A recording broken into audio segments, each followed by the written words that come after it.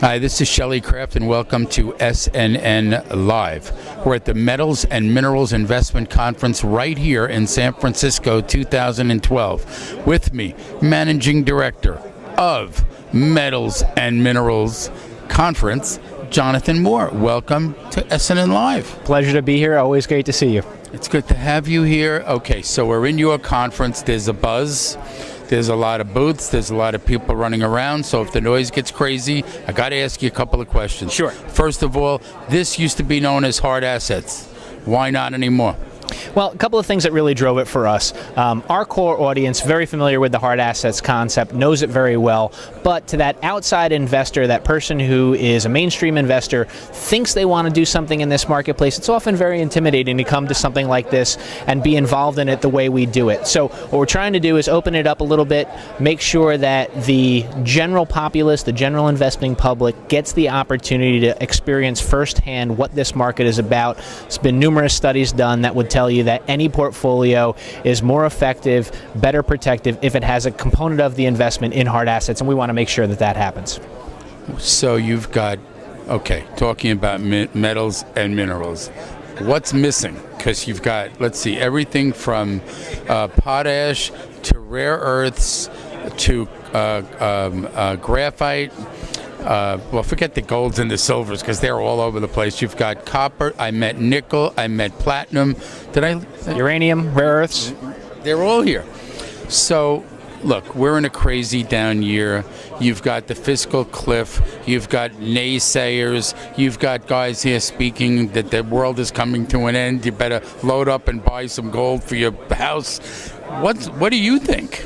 Well, right now we have seen a lot of capital sitting on the sidelines waiting to come back into this marketplace. I think now that the election's passed, now that the 800-pound gorilla in the room is answered, I think you'll start to see capital coming back aggressively into the marketplace.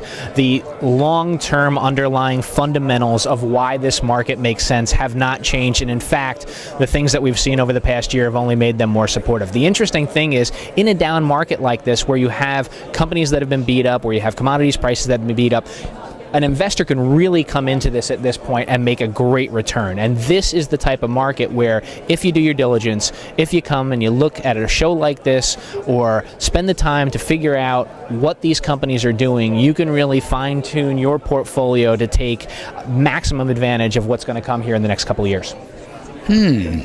Sounds like bottom fishing to me.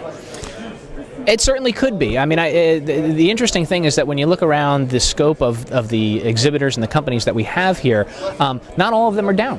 Some of them are having fantastic success. Some of them have projects that are outrageously successful and have been for some time. So it's a mix. And I think the interesting thing about the program that we have and the platform that we have here is that we bring together the world's foremost commodities experts. We bring together pundits in this market that can talk about the macroeconomic scenarios, that can talk about things about government change in the fiscal cliff. And then attendees can take that knowledge and go and talk firsthand to a CEO of a junior gold company or an exploration company or a producer and ask the questions that they need to determine, hey, does this fit in well with my portfolio? Is this a good opportunity for me? And it's that combination of expert viewpoints and firsthand interaction that makes this successful.